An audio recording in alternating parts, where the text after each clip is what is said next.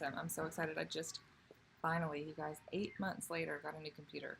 And so it's amazing to be able to sit here with a computer camera and not my phone with a headpiece.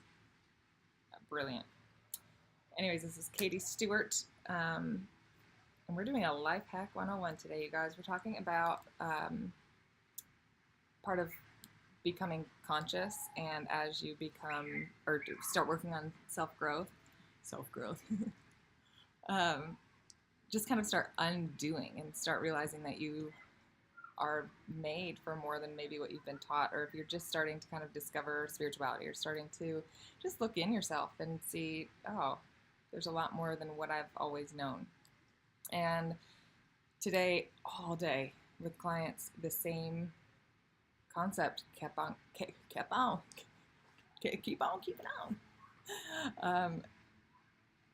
kept coming up today, and in my personal relationships and in my personal life, and really forced me to look within and realize there's always growing happening. There's always something you don't know that you don't know. So today's question is, how do I experience love if all I've ever known is fear? And so this is going to be for people who, well, it's really for all of us, because we are all programmed in fear. You know, our mentality, really, our brain programmed in childhood when we were figuring out how to stay safe and not fall off of the ledge and not do anything to upset somebody, or what we needed to do to be accepted. And so if your childhood included any kind of extreme trauma, there were coping mechanisms that were formed at that time in your life and have been, whether consciously or not, with you for all of your life, that have made you believe that love is something or acceptance is something. And a lot of people right now are getting to a space of realizing the pattern's not serving them anymore. I'll speak on behalf of myself. So I have known love, and I grew up in a house with siblings and that all had different traumas, okay? And so something that might not have affected me and my personality, the bubbly, go out there and find joy in bringing somebody else joy, the same experience where I maybe am, let's say, singing at a bonfire, Michigan State fight song, and I'm experiencing this joy of learning how to bring a smile to people and how to surprise people, and it's all the adults think you're, hilarious. Like my sister, in the same situation, felt like, how dare you put me up here in front of all these people for your own enjoyment. And so that moment for her was traumatizing. For me, it was a totally different experience. And the way that psychologically, the way that the brain develops, there are distinct moments and days and times that different things are developing. And so there's never really a full explanation for why two kids in the same house, like that nature versus nurture, and like child ordering, and the different experiences that we have that make us totally different people. And so how do I experience love if all I've ever known is fear? So the first question, because it always does come to looking within, and usually this question in particular, just knowing that often it's going to come to a place in your life where you're isolated or alone, or ending up in a place where, like, you eliminated people in your life because of the pain that they could bring you, and then defined love as something that was much emptier. And so in a situation like this, and I'm not hesitating out of not having the answer, I'm trying to word it so it doesn't put somebody on the spot for their life circumstance. Our most important role in this life is looking within ourselves, not having to make somebody else wrong in order to be right.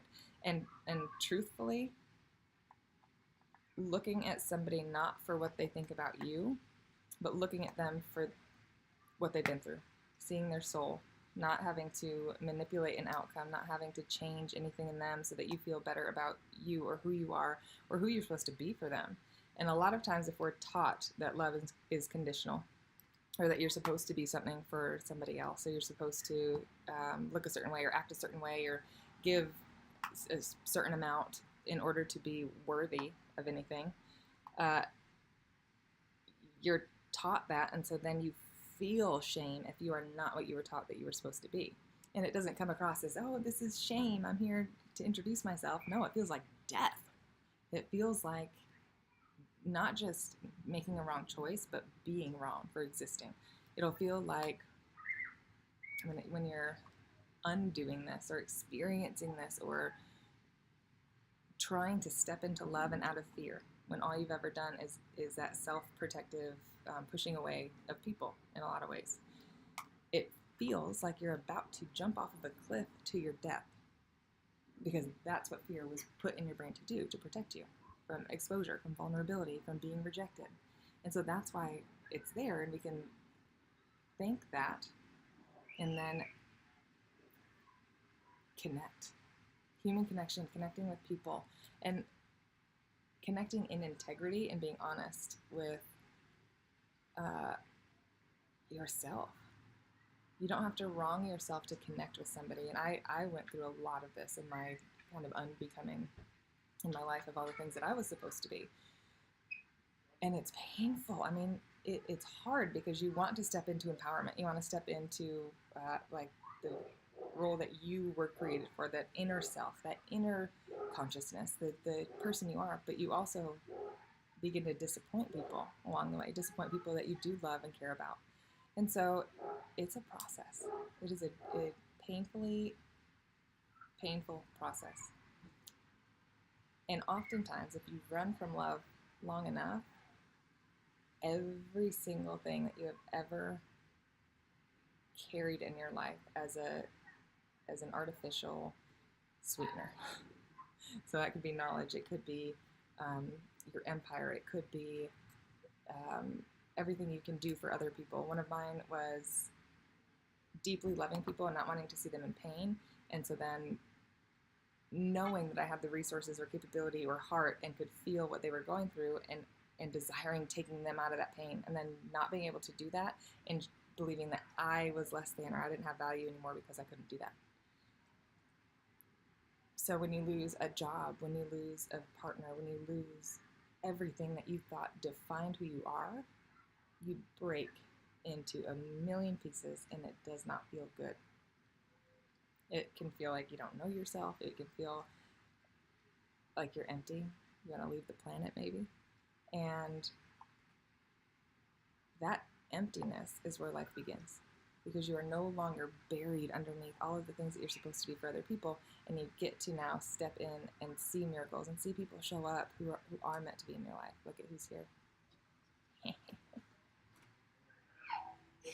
Hi, what did you get? Present for Daddy. Oh my goodness, I love your braid. You want to say hi? Look.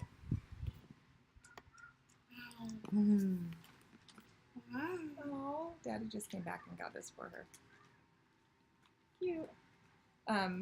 Also, another point on this is not having to give up any part of yourself as an exchange for somebody accepting or loving you. In fact, that's abuse of yourself. And trusting where you're led to be. If you are led to cry your eyes out, if you feel miserable, don't chase the next shot of dopamine, the next burial, the alcohol, the relationship, the sex, the thing that makes you feel worthy. Because there's nothing outside of yourself that makes you valuable. Nothing. There are people who can see that in you and can see the things in you. But if you lose that person, you are no less than you were before. And I think that's one of the most important pieces we're missing today, is these relationships where we're not recognizing the dynamic maybe of our parents or what we grew up in, and how as a program it is a truth as to what it's supposed to look like. So if you don't fit into it, if you don't fit into that image of what you've always seen, you feel wrong. And we're not being taught how to communicate that or communicate our needs, because we just feel wrong. We feel that shame of, I'm not who I'm supposed to be for you, so I must be in the wrong. And so recognizing that, listing and practicing gratitude, sitting with the pain of what you're going through, and then making that conscious effort to wake up in the morning and listen, what's my body say it needs today? To lay in bed and cry? Perfect. And getting into a habit of loving yourself. Write yourself a love note, and if that's hard, write a love note to a niece or nephew or grandchild or your child or somebody else that is truly how you wish your inner child had been served or loved or accepted. And then you get to start to practice radical honesty and identify the things you try to control. Oh my gosh, like today I just got to sit back and realize I've been trying so hard to create all of these things in this empowerment that I then went from my value being a marriage that looked like it was supposed to look, lost that, went and was chasing a desire, which all of this is just running from fear of not being enough, of running from the vulnerability or rejection, making yourself wrong, but then chasing the dopamine, the high, the thing that's outside of ourselves that makes us feel good. But if you're taught that we're here just to feel good, we'll be chasing a lot of things and never connecting, never truly connecting. And I have a friend of mine who had a really low place in my own life. It was the first time I remember ever sitting down and I couldn't fake a smile and I couldn't breathe. I was like having the worst anxiety and depression and just lost, empty, torn, shattered, like refined more than I even knew I could lose. It was difficult for me to wake up in the morning and think of anything I liked about myself. And also I still had people around me who saw what they wanted to see in me instead of acceptance of who I am. But I remember sitting there, and my best friend, who still to this day is just my soul sister, came over with her little girl, and she said to me, like, this is really not going to be easy, but I'm not leaving you. Wow. And I think that that's really what it's all about. Is having somebody to sit with you when it sucks, when it's hard. You know, we can all do life together when it's easy, or when we look good, or when we're at the top of the mountain, or we've achieved all these things. Hi. When we've achieved things that look good on the outside, but if we're not connecting with humans in our heart and having that transparency and saying, I see you for your soul, what you've been through, and that's why I love you. There's a lot of people carrying around a lot of pain, a lot of old things. Oh, gosh. And not even knowing the damage they're causing along the way, not knowing the pain that can be released by choice. It is a choice, and it might not feel safe. Hey, that's liquid. This is a computer. Careful, please. Yeah, and ask yourself what you're working towards. Who is it that you do admire? Who carries those qualities of what maybe you haven't experienced it, but you know that that's where you want to be? And what did they do to get there? And study that, and not needing to make yourself wrong because you're not there yet. Because you're exactly where you were supposed to be. And the only responsibility that you have right now in this moment is your next breath. So, oh, no, baby. Computer. Put it over the edge. Can puppies have them? Yes. And most importantly, lastly, love yourself. Love your children. Give yourself the grace that you give to everybody else. Don't make other people wrong so that you feel right. And have a blessed day.